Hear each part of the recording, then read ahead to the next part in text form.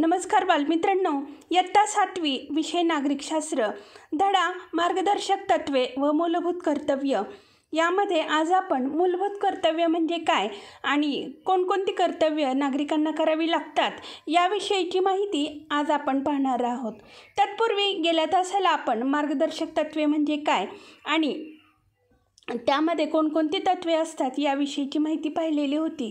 परीक्षेच्या दृष्टीने आपल्याला मुलांना प्रश्न असा विचारला जातो की मार्गदर्शक तत्त्वे म्हणजे काय, तर आपणास असे म्हणता येईल की संविधानाच्या उद्देशिकेत जी उद्दिष्टे स्पष्ट केलेली आहेत आणि ती प्राप्त करण्यासाठी संविधानाने शासनाला ज्या काही सूचना दिलेल्या आहेत या सूचनांनाच या ठिकाणी मार्गदर्शक तत्त्वे असे म्हटले आहे.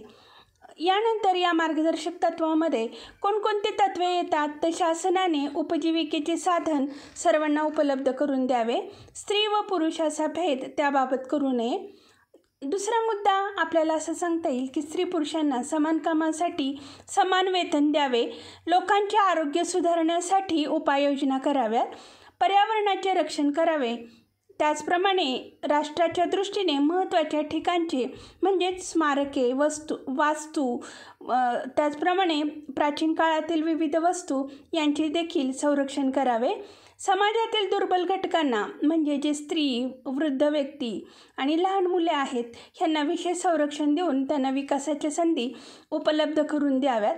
त्याचप्रमाणे वृद्धकाळात अपंगत्व किंवा बेकारी यापासून नागरिकांचे संरक्षण करावे आणि भारतातील सर्व नागरिकांना समान नागरी कायदा लागू करावा. अशा प्रकारची तत्त्वे मार्गदर्शक तत्त्वात या ठिकाणी दिलेली दिसून येतात. तर मुलांना परीक्षेला प्रश्न असा देखील विचारला जातो की मूलभूत हक्क शासनाच्या कोणत्या अधिकारावर निर्बंध घालतात किंवा मार्गदर्शक तत्त्वांचा समावेश का केलेला आहे असा देखील प्रश्न तुम्हाला परीक्षेला विचारला जातो. तर या प्रश्नांची तयारी चांगल्या पद्धतीने तुम्ही या ठिकाणी करायची आहे. मुलांनो, आता आपण मूलभूत कर्तव्य म्हणजे काय किंवा ती कोणकोणती आहेत याविषयीची माहिती पाहूयात. तर मुलांना लोकशाहीत नागरिकांवर दुहेरी जबाबदारी असते. एकीकडे त्यांना संविधानाने दिलेल्या हक्काबाबत जागरूक राहावे लागते, तर दुसरीकडे हक्कावर अयोग्य मर्यादा येणार नाहीत याबाबत देखील त्यांना दक्ष असावे लागते. दुसरीकडे काही कर्तव्य आणि जबाबदाऱ्या पार पाडाव्या लागतात. सर्व भारतीयांचे कल्याण व्हावे म्हणून संविधानाने मूलभूत हक्क आणि मार्गदर्शक तत्त्वे यातून अनेक तरतुदी केलेल्या आहेत. परंतु नागरिक त्यांची मूलभूत कर्तव्य पार पाडत नाहीत तोपर्यंत शासनाने केलेला लाभ सर्वांना या ठिकाणी मिळत नाही, हे देखील आपण लक्षात घेतले पाहिजे. त्याचप्रमाणे आपल्याला एक उदाहरण असं घेता येईल की कर्तव्य म्हणजे काय, तर आपल्याला देशाप्रती आपले काय कर्तव्य आहेत नागरिक म्हणून याचा विचार करणे आवश्यक आहे. आता उदाहरणार्थ बघा, शासनाने स्वच्छ भारत अभियानाखाली स्वच्छतेचे अनेक उपक्रम राबवलेत, परंतु सार्वजनिक ठिकाणी अस्वच्छता निर्माण करण्याची सवय लोकांनी बदलल्या पाहिजेत. भारतीय नागरिकांना आपल्या जबाबदारीची जाणीव व्हावी म्हणून संविधानात मूलभूत कर्तव्याचा समावेश केलेला आपल्याला दिसून येतो. त्याचप्रमाणे जी मूलभूत कर्तव्य आपल्याला या ठिकाणी दिलेले दिसतात त्यामध्ये एक आपल्याला असं सांगता येईल की सर्व प्रकारचे भेद विसरून एकोपा वाढवावा आणि बंधुभावाची जोपासना आपण केली पाहिजे असं आपलं कर्तव्य आहे.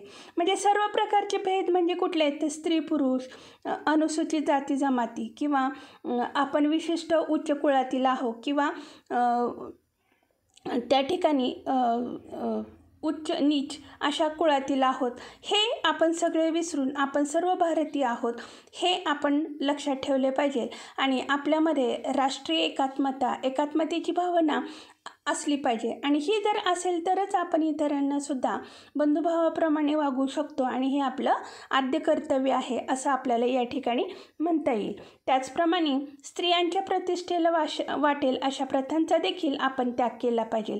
मुलांना की पूर्वीच्या काळामध्ये भारतामध्ये आपल्याला असं दिसून येतं की एखाद्या स्त्रीचा पतीचं निधन जर झालं असेल तर त्या ठिकाणी त्याचे अंत्यसंस्कार करत असताना स्त्रियांना देखील स्वतः त्या ठिकाणी जाळून घ्यावं लागत होते किंवा एखादी विधवा स्त्री असेल तर तिला मुंडन करावे लागत होते.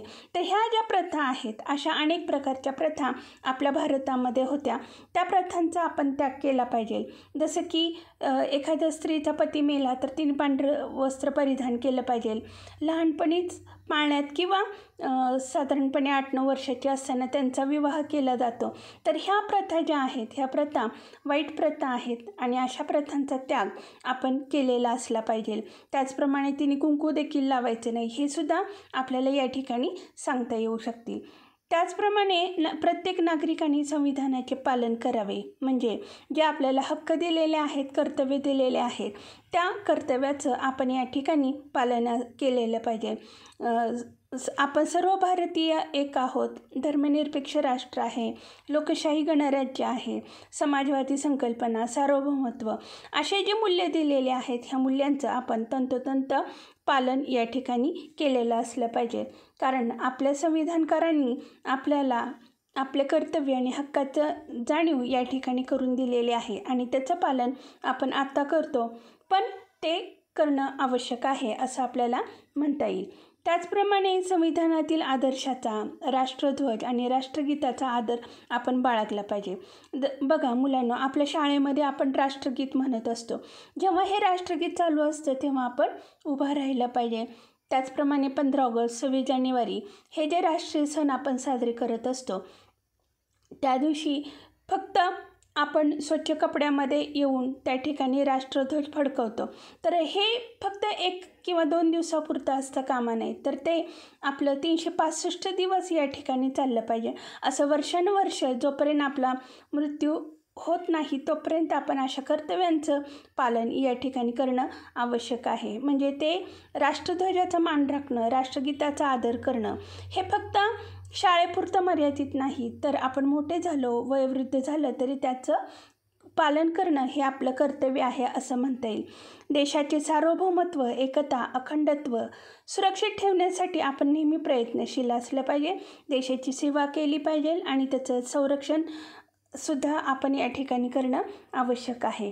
त्याचप्रमाणे देशाच्या उत्तरोत्तर प्रगती होण्यासाठी व्यक्तिगत आणि सामूहिक कार्यात उच्च पातळी गाठण्याचा आपण प्रयत्न केलेला असला पाहिजे.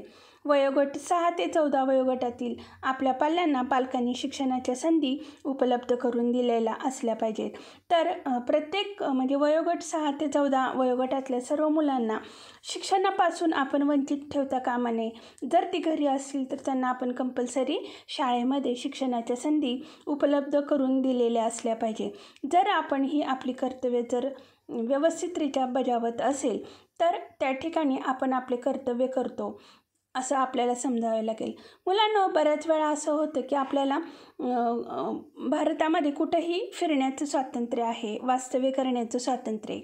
ज्यावेळेस आपण सुट्टी असेल तेव्हा पर्यटन स्थळांना भेटी देतो, ऐतिहासिक स्थळांना भेटी देतो. तर ह्या भेटी देत असताना आपण त्या ठिकाणी आपल्याला पाहायला मिळतं की त्या वास्तूंवर खडूनी किंवा ऑइल पेननी काही ना काही लिहिलेलं असतं. कचरा करत असतो, जेवणाच्या डब्यांचा कचरा तिथंच टाकून देत असतो. तर ही देखील आपलं कर्तव्य आहे की अशा ज्या सार्वजनिक ठिकाणं असतील किंवा ऐतिहासिक ठिकाणे असेल त्याचं संरक्षण देखील आपण केलं पाहिजे. तिथे केरकचरा करता कामा नये. किंवा कधीकधी आपण सुट्टीच्या दिवशी बागेत जातो फिरायला, अशा वेळेस तिथे छान छान झाडं लावलेली असतात.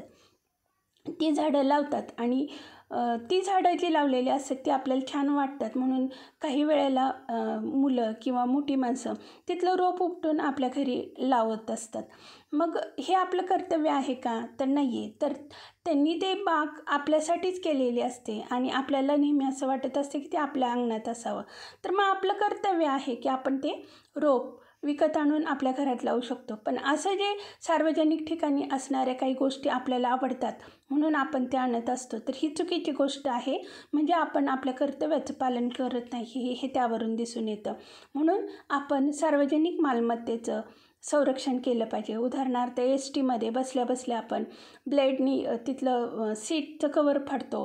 ह्या देखील गोष्टी असतात, ह्या सार्वजनिक असतात आणि त्या सार्वजनिक मालमत्तेचं आपण संरक्षण केलं पाहिजे. तिथं प्रवास करत असताना आपण खाऊ खातो, किंवा वेगवेगळ्या वस्तूंचं सेवन करत असतो, तर ते सेवन केलेल्या जे रॅपर असतील किंवा शेंगाचे टरकले असतील तर ती सुद्धा आपण बॅगमध्ये ठेवून कचराकुंडीत टाकणं हे आपलं कर्तव्य आहे. तर अशी अनेक कर्तव्य आपल्याला या ठिकाणी देशाप्रती करावी लागतात आणि आपण ते करणं आपलं आद्य कर्तव्य आहे असं आपल्याला या ठिकाणी म्हणता येईल. तर मुलांना अशा पद्धतीची कर्तव्य आपल्याला या ठिकाणी करावे लागतात. जसं आपल्याला मूलभूत हक्क दिलेला आहे आणि त्या हक्कावर जर गदा आली तर आपण न्यायालयामध्ये जात असतो, तसं आपलं कर्तव्य देखील आहे आणि आपण देशाचे नागरिक आहोत. त्यामुळं आपल्याला ह्या कर्तव्याचं पालन करणं आवश्यक आहे. मुलांनो, हा पाठ तुम्हाला समजला असेल. धन्यवाद.